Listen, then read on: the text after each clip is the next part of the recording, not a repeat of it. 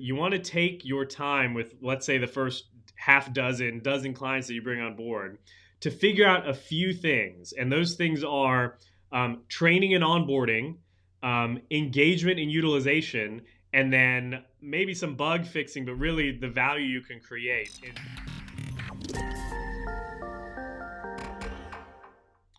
So how do you gain traction in the healthcare technology market? Specifically, if you're a startup, you're just getting some clients in some organizations under your belt, so to speak, and you're serving them and you're seeing the outcomes, what you're producing, the value you can expect to create for them, et cetera, et cetera.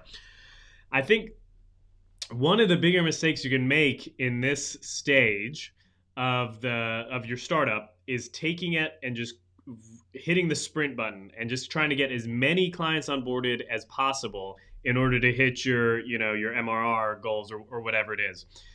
Much better, especially in healthcare, because healthcare is a little bit more of a complex marketplace than retail sales or something like that.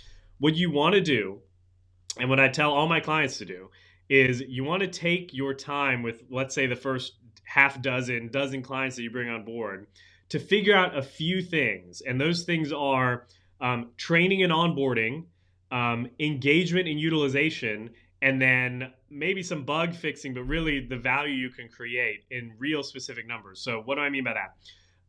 Training and onboarding, especially for technology companies, clinicians get stuck in their way of doing things. I'm a clinician. I do this too. Like, I have my workflow and I like my workflow and I don't want anything to get, anything, even if it's purported to make my life easier. I don't know it. I don't really want to use it. I have something that's working for me and I'm trying to hit productivity and whatever.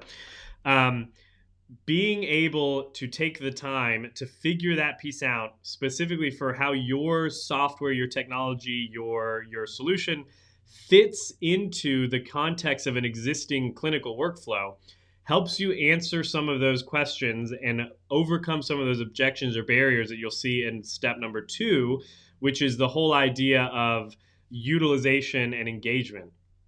If the clinicians find it too cumbersome, or if you haven't addressed something that's super simple, but that is a big deal in the mind of the clinicians using your software, they're not going to use it, or you're going to get lackluster results. So by figuring out step 1, you can kind of jump ahead of step 2. And then using that time for those initial, like I said, half dozen clients or so, to really get specific on the value you create in the ROI, in the dollars and cents, so you can go to more clients over time, or prospective clients, and say, listen, we did this with a clinic very similar to yours, and these were their numbers, and this is the outcome we provided for them. Not saying that we can do it for you, but that's an example of past performance. So taking care of those 3 things really helps you gain traction in the healthcare technology market, because once you have a firm foundation of your onboarding, your training, how you're going to overcome those barriers to utilization, and then being able to demonstrate value, it's going to feed into all of the other business development and scaling strategies that you're going to hit: your sales, your conversations, your demos, et cetera, et cetera. So handle those 3 things and then move on to scaling once you have a good firm foundation.